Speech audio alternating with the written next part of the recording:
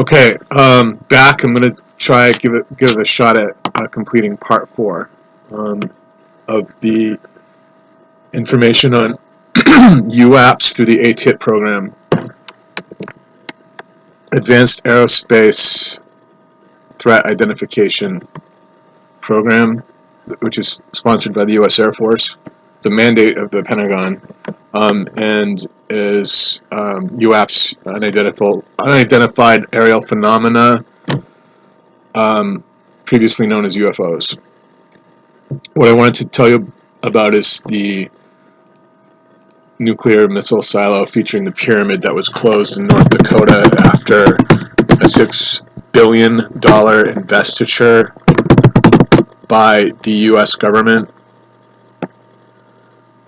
DoD / the military spent $6 billion to build the facility during the Cold War and closed it in under 24 hours. It is a missile range area launch facility designed to protect, I think it's designed to protect the missiles. I think it's designed to protect Minuteman missiles, but they deploy anti-ballistic, anti-missile missiles. Missiles designed to knock out incoming missiles. Basically, that's what it was intended to go on down there.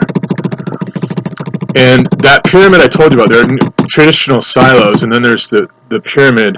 One said it's like sort of the watchtower for the place, and another source I just read said that it's really some sort of radar outpost. Not outpost, but freestanding radar integration system. I don't really know. But if you go to the Library of Congress, you can look it up, and you can see photographs of them. They maintain photographs on file there of the location. It's mostly the pyramid. There are 2 interior shots of the place, so you can actually see, and it just looks like a bunch of drilled out caves, caverns, like man-made caverns that are sort of lined with metal wiring. They're not particularly interesting photographs. I think they should probably go through and give us more of a gander, if you know how that goes. But the exterior photographs are interesting. That pyramid is bizarre. But it's in, I'll tell you where it is.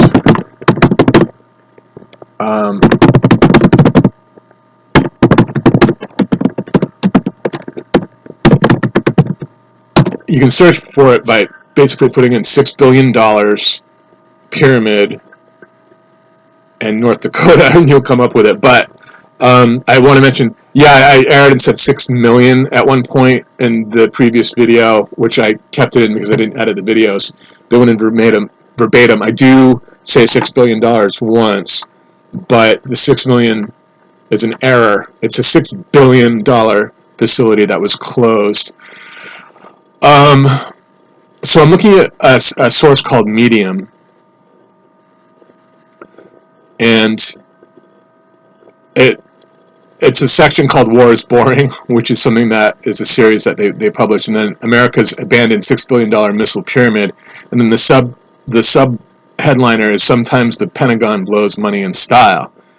And so what this reporter is saying, and for some reason I don't even think that they're sure it's not listing the name unless the byline is at the end.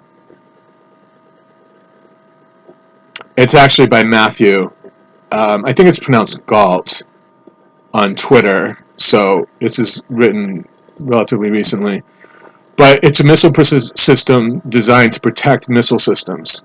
A multi-phase array radar would lock onto any ICBM entering Earth's orbit and prepare a Spartan missile for intercept.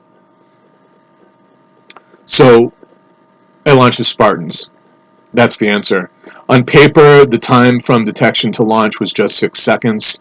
In case the Spartan missiles failed for some reason, the pyramid also held a battery of similar Sprint missiles. So the pyramid, unless the pyramid is referring to the entire range or launch site, it must be that pyramid is actually a silo itself, if I'm interpreting this the right way. I don't know. We'll have to cross-check it. The idea with other sources, the idea was to detonate the offending ICBM in the air before it hit Detroit or Cleveland or Boise. So it protected Detroit, Cleveland, and Boise. Okay. A missile system to protect missile systems. There must have been missile systems at those locations then, if those were the cities targeted for protection. Both Sprint and Spartan missiles carry atomic warheads. So scary stuff. It's called a safeguard complex, and it was the prototype, the first of many. But fear of a new nuclear, and this is 1970. The construction began on the place in 1970. North Dakota's remote northern border, so up by Canada.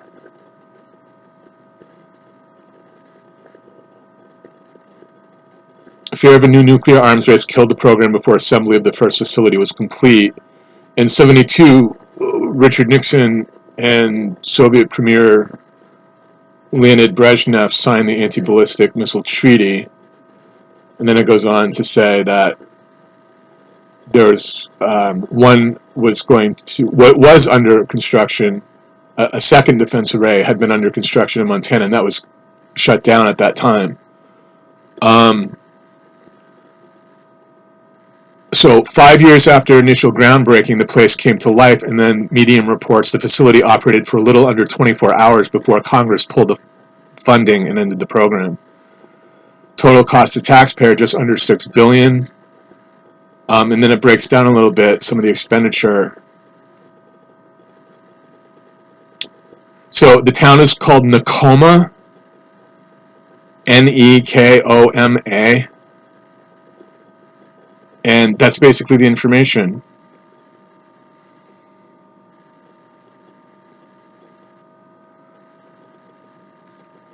I'm not sure what other information we should.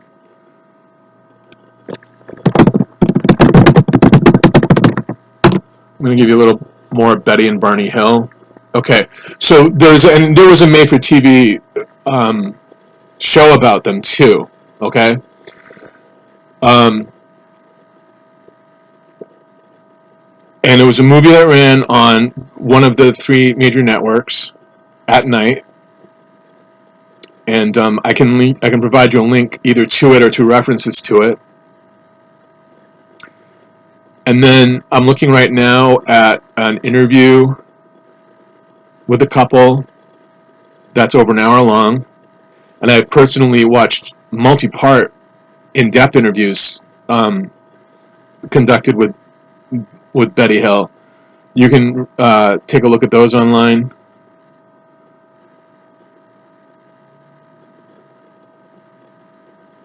Okay.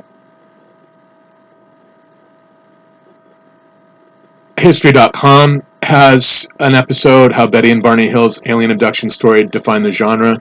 So I think that what I'll do is go through and give you my, hand-picked selection of Hill abduction resources.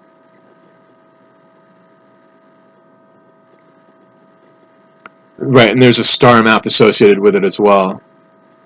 She witnessed one, and they're from a particular, I think they revealed whatever reticuli the aliens, from which the aliens claim to originate. And right, there's a lot of information here. I don't even want to, if I skim it, I'm really not going to give you much, but maybe I can take a look at one of the. Okay, well, this is TikTok. This is recent. Amazing. This is recent. This is the last couple of days. This is actually Exemplar is the name of the source.com, Betty Barney Hill. They give you information about UFOs, the paranormal, astrology. Article's writer is Diana Logan, and this is dated, it's June 2nd, 2022.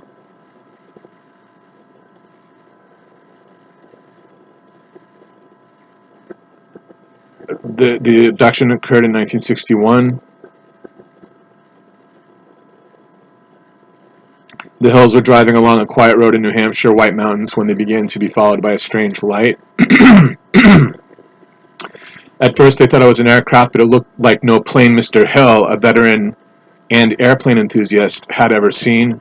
Things got a bit murky for the Hills after that. Several hours passed in an instant, and when they arrived home, that's an important component, the missing time. And in fact, one of the books I studied for my thesis in conjunction with the Whitley Strieber book called Communion, about his repeated abductions, is called Missing Time. That's an important book in the canon. When they arrived home, they had no memory of how they got there.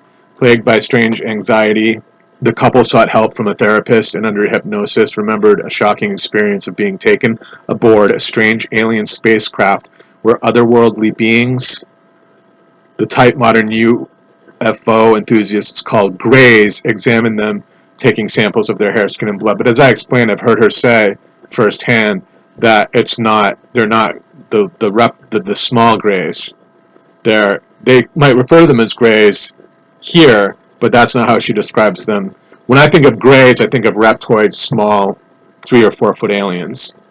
I don't think of the tall Nordic aliens or the aliens that are the stature of human beings. When I hear greys, not really. So I'm not sure where they're coming up with greys here, because hers were not small reptoids. They were the size of regular men.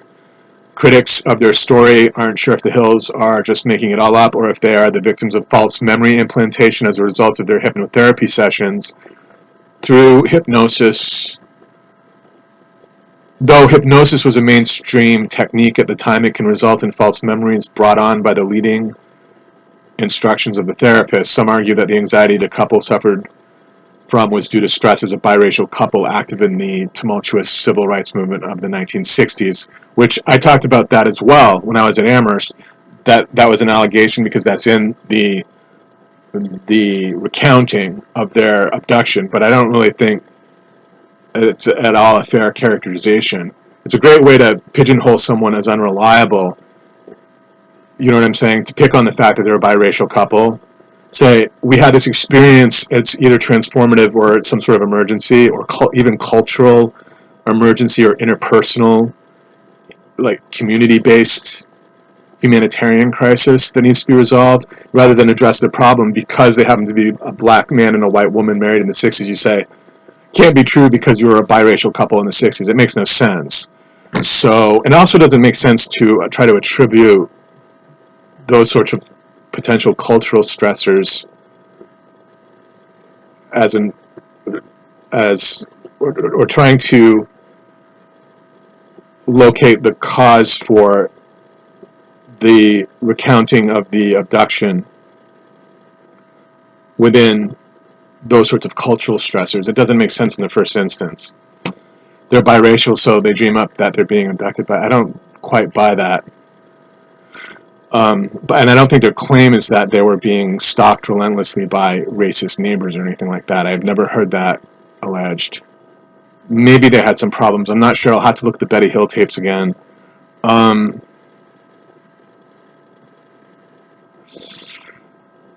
Okay.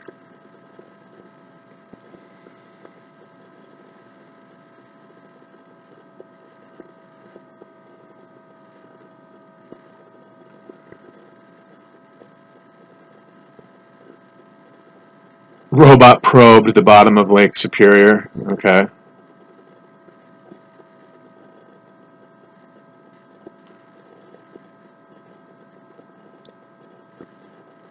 Ooh, what's this? Some sort of fighter jet, but it won't say what. It looks like a weirdly convertible. I don't know what it is. And there's the shot of Turin. And I don't see... Okay, and this site is going to give you links to things like all sorts of orbs, like security cameras picking up orbs, you know, spectral orbs or ghostly orbs that people see. They film them over cemeteries and things. People think that they're discarnate spirits sometimes. This is the sort of site that is featuring the Betty and Barney Hill information. But you can look at that if you like. Yeah, history.com has an episode, and then there are video recorded televised documentaries about them, and they're interviewed. How Betty and Barney Hill's alien abduction story defined the genre. That's going to be at a separate publication. Let me pull it up for you.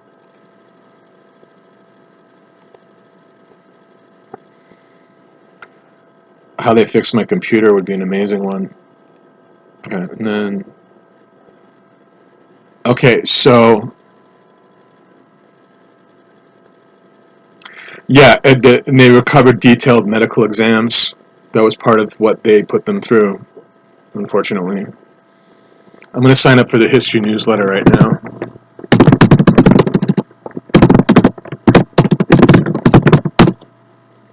Go, please.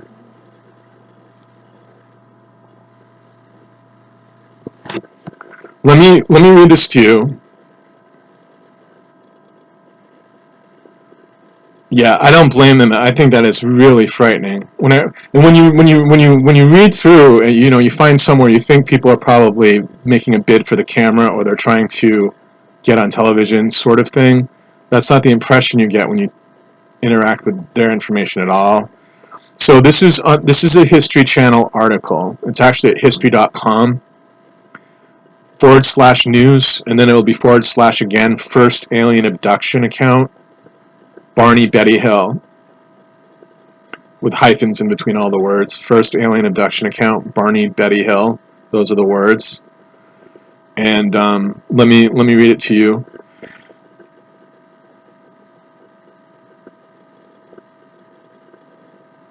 And I'll take you to an interactive map that is entitled UFO Sightings Taken Seriously by the U.S. Government as well. I have a link here in this article to J. Allen Hynek, who is well known, and the astronomer who first classified UFO close encounters, first, second, third kind. That was J. Allen Hynek, and in fact, I was reading Steven Spielberg paid him $1,000 to use the third kind in the title Close Encounters of the Third Kind. He made $1,000 on that. And then the Close Encounter, and then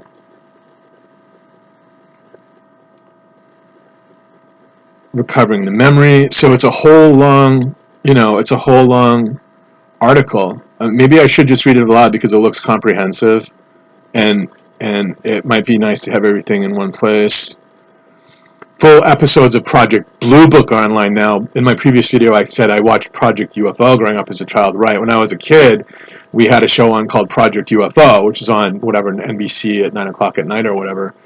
As I said, it's very. You can watch it today, and it's amusing interesting because you can recognize the high-profile cases within the show, but it's got 80s production values, which makes it kind of funny. But then there's one now called Project Blue Book that is a contemporary show that you can get on, Video or Amazon. You might have to go to Amazon to rent it. I don't know. I don't think it's on Netflix or Hulu, unfortunately. But I've seen 1 or 2 episodes of it because I rented them at some point. And they're, within the last couple of years, it would have been about, I guess, Hynek is in it, and then some of the recreations of some of the events surrounding Roswell with characters based on U.S. Air Force personnel. And let's see if I can take you through some of this. The History Channel. Is it chasing us? That thought coursed through Betty and Barney Hill's minds as they drove down the empty winding country road in New Hampshire's White Mountains. It was a September night in 1961. They hadn't seen a car for miles, and a strange light in the sky seemed to follow them. When they finally got home to Portsmouth at dawn, they were far from relieved. They felt dirty. Their watches stopped working. Barney's shoes were strangely scuffed, and Betty's dress was ripped. There were 2 hours of the drive that neither one of them could remember what had happened. With the help of a psychiatrist, the quiet couple eventually revealed a startling story. Gray beings with large eyes had walked them into a metallic disc as wide, Betty said, as her house was long. Once inside, the beings examined the couple and erased their memories. Their experience would kick off an Air Force inquiry, part of the secretive initiative Project Blue Book that investigated UFO sightings across the country. The incident would also become the first ever widely publicized alien abduction account and shape how stories like it were told and understood from then on. Debate continues as to whether the husband and wife were liars. I don't know what this word is. I don't know what the word is. Liars, crackpots, or simply sleep-deprived people who later recovered seriously scrambled memories. Strange Lights in Pursuit. Before that, it's the link to the interactive UFO sightings map. The Hills road trip was spontaneous, a well-earned break Barney decided the couple needed, as explained in the Interrupted Journey, a 1966 book they collaborated on with author John G. Fuller. Barney worked a grueling night shift at the post office, driving 60 miles each way. Betty's job handling state child welfare cases was no easier. The little free time this biracial couple had was devoted to their church and activities related to the civil rights movement. After 16 months of marriage, Betty and Barney saw this trip through Montreal and Niagara Falls as their delayed honeymoon. They left so impulsively they had no time to go to the bank before it closed for the weekend. They got in their car with less than $70 in their pockets.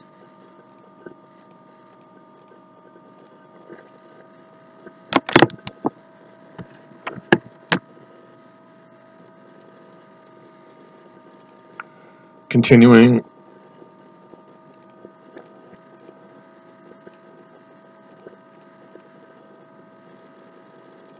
tech, please.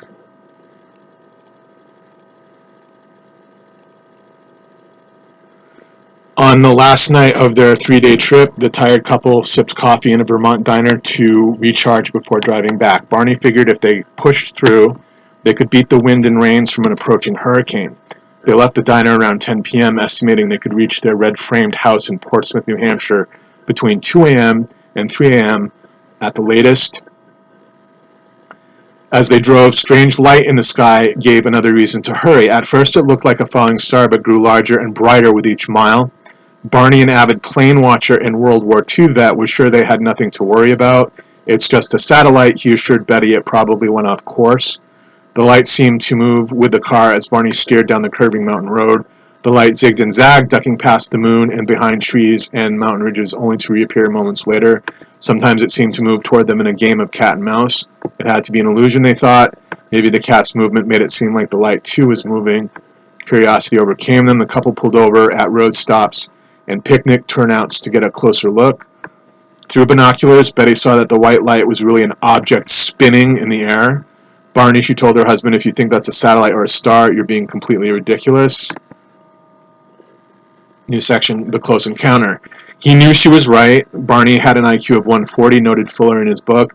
Barney was also a pragmatic man who wouldn't give flying saucers a second thought, remembered his niece, Kathleen Martin, in her work, captured the Betty and Barney Hill experience.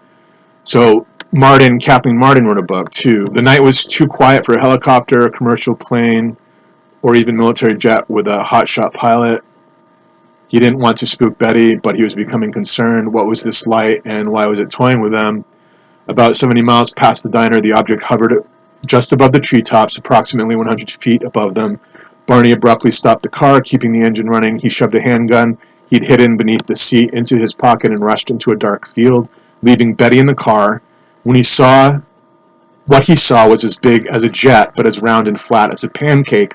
My God, what is this thing? He recalled, thinking, this can't be real.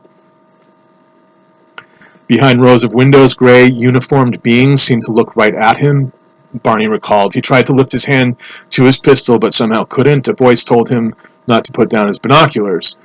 He had a startling thought. We're about to be captured. Yelling hysterically, he ran back to the car and barreled down the road as Betty tracked the craft, craning her head outside the car window. Without explanation, loud rhythmic beeps sounded from the car's trunk. The couple felt instantly drowsy and lost consciousness. I remember that from before.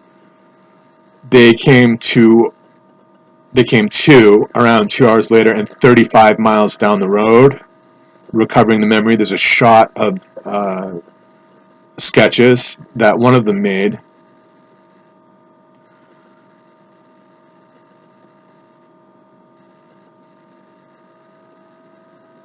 Weird.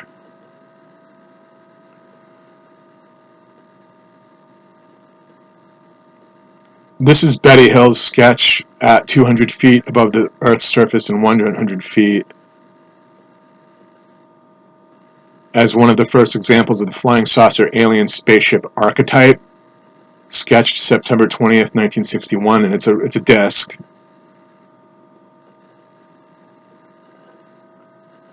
Back home in Portsmouth, they tried to make sense of the night. Barney felt compelled to examine his body's lower half. Both seemed aware of a puzzling presence.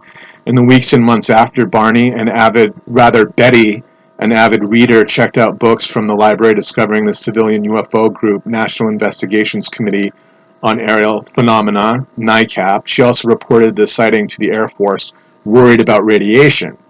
In coming years, with Betty suffering from disturbing dreams and Barney developing an ulcer and anxiety, the couple sought mental help. The two met with Benjamin Simon, a psychiatrist and neurologist who specialized in hypnosis, a mainstream technique at the time. Through months of weekly sessions, Simon helped the couple piece together what they think had happened. A vessel had landed on the Hills' car, putting them to sleep. Afterward, gray beings walked them up a long ramp and into the spacecraft. Once inside, the Hills were separated, taking turns in an examination room that had curved walls and a large light hanging from the ceiling. Each was asked to climb up on a metal table. The table was so short Barney's legs hung over the side. During the examinations, the beings removed Betty and Barney's clothes, plucked strands of their hair, took clippings of their nails, and scraped their skin. Each sample was placed on a clear material, not unlike a glass slide. Needles connected to long wires probed their heads, arms, legs, and spines. One large needle, around 4 to 6 inches long, was inserted into Betty's belly. The pregnancy test left her twisting in pain. Throughout, a being Barney and Betty called the leader watched from the side. After Betty's examination ended, the beings rushed back into her room, excited. They discovered that Barney's teeth could be removed. Betty laughed, explaining that Barney had dentures, a fact of human aging the beings struggled to understand. Later, alone with the leader, Betty asked where the craft had flown, admitting she knew little of the universe. The being joked with her, saying, "If you don't know where you are, there wouldn't be any point in telling you where I am." Later, under hypnosis, she drew a star map shown to her on the ship. In 1965, the Hills story was picked up by a Boston newspaper. After that, everything changed. The quiet couple's story became the subject of a best-selling book and a movie starring James Earl Jones. The upstanding civil servants had become celebrity abductees. There will be a link to the Flatwoods Monster, which happened in 1952, within this article. A photograph entitled "The Model for Alien Abductees," and you can see Betty and Barney Hill. Barney is showing either his or Betty's rendition of the disc to photographers. Their dachshund is in the photograph with them. They're at their home, I believe, or being interviewed somewhere where they had taken the dog. I'm not sure. It's one of the interviews. The Hills weren't the first to spot a UFO or even to report an abduction, but their story did capture the nation's imagination and was so widely publicized it has helped shape how we talk about alien encounters and abductions to this day. Before the Hills story, alien encounters were friendly, according to Christopher Bader, a professor of sociology at California's Chaplain University. Some aliens even lived on Earth and commuted back on weekends. But once the Hills story became better known, abduction accounts shared certain characteristics, such as medical examinations and missing time. Aliens with large heads and big eyes, dubbed grays, in UFO circles became classic sci-fi staples in personal accounts and pop culture. Close Encounters of the Third Kind in shows like The X-Files. The Hills story, and those that came after, helped pave the way for new understanding of human experience. Richard J. McNally, a Harvard psychologist, puts it this way: the alien abduction phenomenon, in my opinion, shows how sincere, non-psychotic individuals can develop beliefs about and false memories of incredible experiences that never happened. Experts of all stripes have tried to explain why intelligent, otherwise mentally stable people came forward with these experiences. Many psychologists say sleep paralysis and hallucinations played a role. Leading questions during hypnosis, the main way most abductees unlocked their stories, could also have been a factor. Next photograph is entitled "A View into the Human Brain," and it's Betty and Barney Hill holding up a newspaper that says New Hampshire UFO Chiller as the headliner. And the caption says Betty and Barney Hill holding a newspaper reporting about their alleged alien abduction in a rural portion of New Hampshire in late September 1961. Those who report abduction might also see the world a little differently. According to research, one of the strongest predictors of false recall is a vivid imagination. This group scores high in magical ideation and is more likely to believe in ghosts and tarot readings, according to McNally. Some believe the Hill story was simply a myth in the making, with the supernatural meetings, vulnerable protagonists, and otherworldly journeys that are often the hallmarks of legend. Many point to the stress of being an interracial couple in a predominantly white state in a turbulent era. The year of their hypnosis, 1964, was marked by Cold War tensions and civil rights unrest, with numerous urban riots erupting that summer. You have a biracial couple at a time where obviously it was not easy to be a biracial couple, says Bader. Look what those aliens were, a mixture of black and white. I find that very meaningful. Read more at the link, the UFO sightings that launched Men in Black mythology. Okay. Continuing, abductee stories depend on first-hand accounts, the most vulnerable form of evidence. Memories can be distorted by stress or distraction or even manufactured. When a false memory is in place, psychologists say the brain works to fill in the details.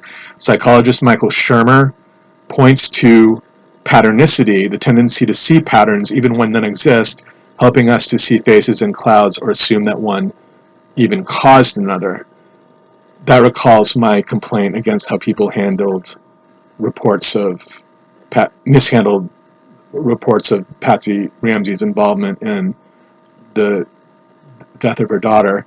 Past experience, which I can explain elsewhere, and am in the process of explaining elsewhere, and other people are aware of my opinion about that. Past experience also shapes human perception. Barney, a World War II vet, thought the head gray looked like Hitler and seemed menacing. Betty, meanwhile, who had been excited to see the aliens, bantered with the affable Gray who performed her medical examination.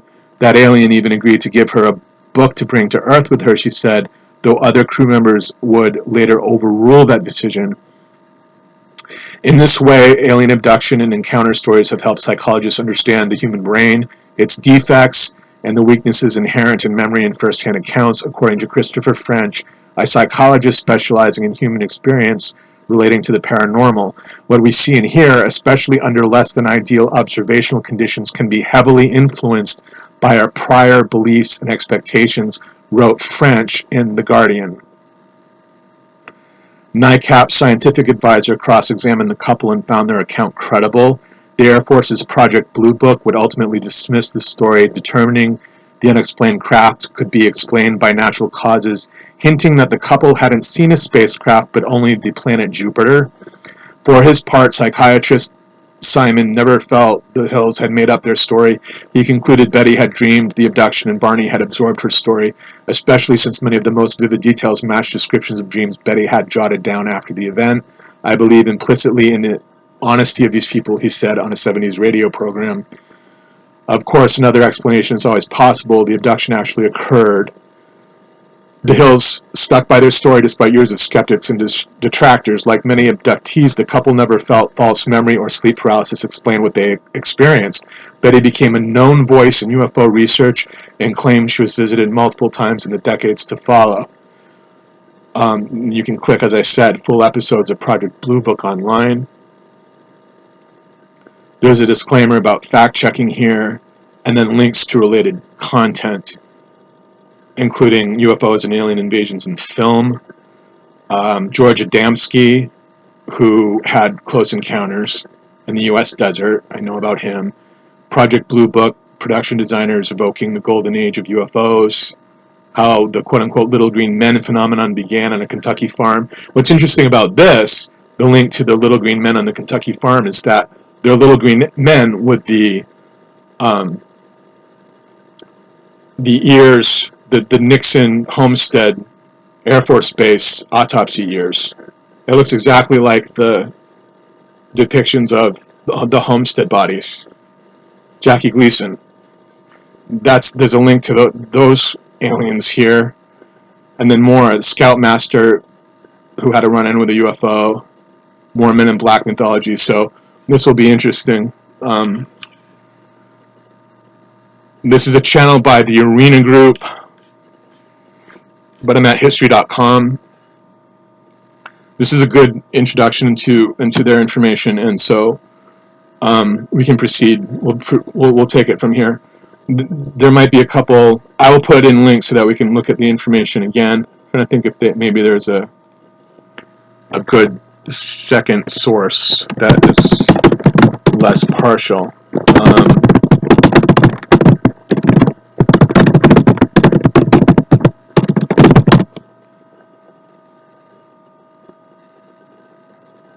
The great thing about it is that, I mean, I have a link to the actual well, this is a documentary, but there are some pretty interesting recreations.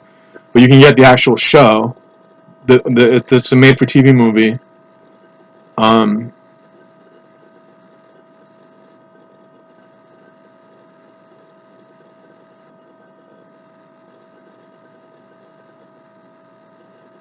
There's a site called U Sightings. I'm going to click that. But the one credible site might be Blue Room Insight, Betty and Barney Hill abduction case. It's an Apple iPod. We'll have to link through before we know whether their reporting is fair or not. But I'll go to U Sightings right now.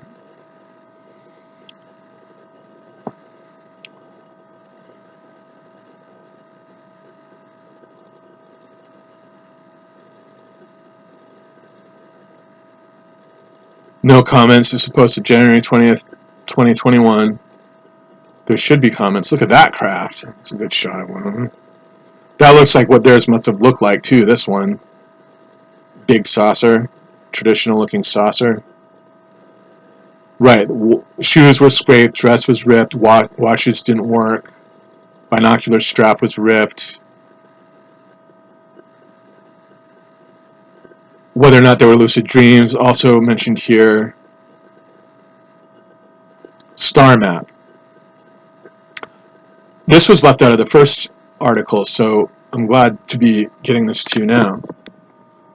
Another piece of evidence to support their claim, and this is at usightings.com/the abduction of Betty and Barney Hill. Another piece of evidence to support their claim is the star map. During the hypnotic session, Betty was asked to draw the star map that she saw on the ship. At first she refused, but eventually she drew the map. A couple years later, someone decided to see if they could find a star map similar to the one she drew. The star map that Betty drew was similar to the Zeta Reticuli star system. While the star maps weren't exactly the same, they did have similarities. This is one of the most famous extraterrestrial abduction cases in U.S. folklore. And then rhetorically asks, do you believe this case took place? But yeah, so Zeta Reticuli.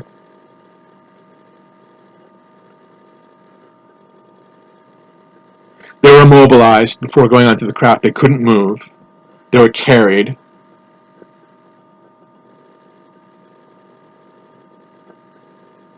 They did eyes, ears, nose, throat. Counted his invertebra and other examinations. Right, she had the belly button pregnancy insertion, the needle going into her belly button, unfortunately.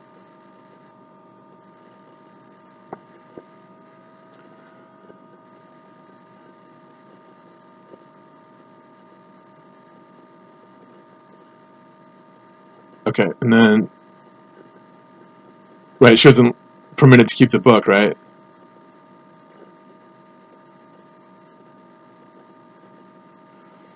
he saw 11 extraterrestrials behind the glass window.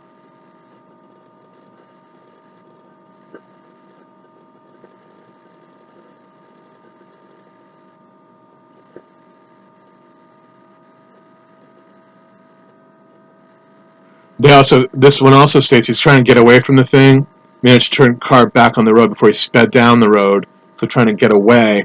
And as the hills traveled down the road, they began hearing buzzing sounds coming from the back of the car. I also read that, so that's consistently present. So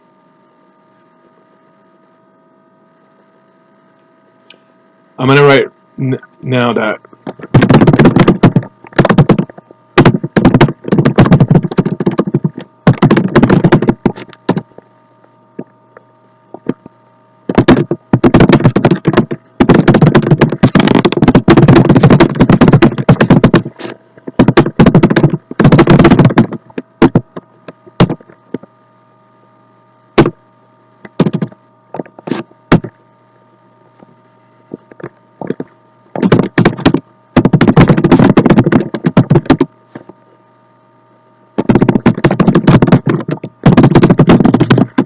I'm leaving my holy orders link. See if this will post right away. I hope it does. Yeah, it posted right away. I just said I'm studying this in conjunction with a paper I'm writing on UAPs and have posted videos mentioning the hills. And then it says your comment is awaiting moderation, fortunately. But yeah, I'm not sure if they'll post my holy orders link there or not. So that's some more information.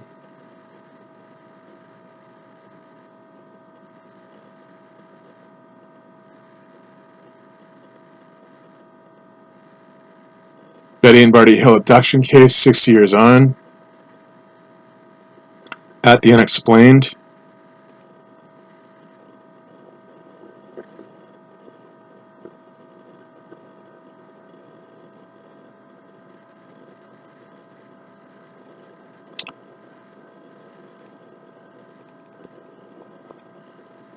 Not sure that this is new information at all. Around 10:30 that evening is when they saw the light.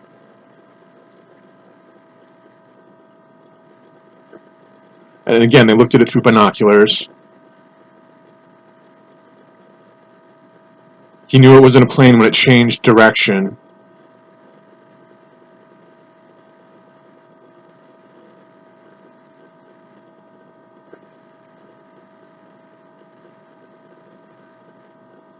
Black uniforms and caps were worn by the aliens.